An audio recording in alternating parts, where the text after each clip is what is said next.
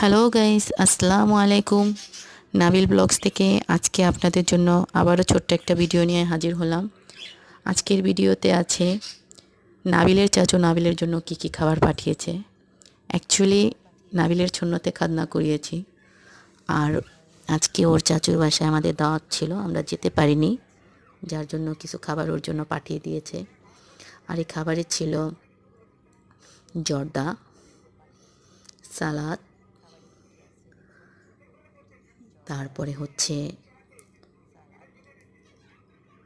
সাদা পোলাও, সাথে চাপা শুটকি ভর্তা,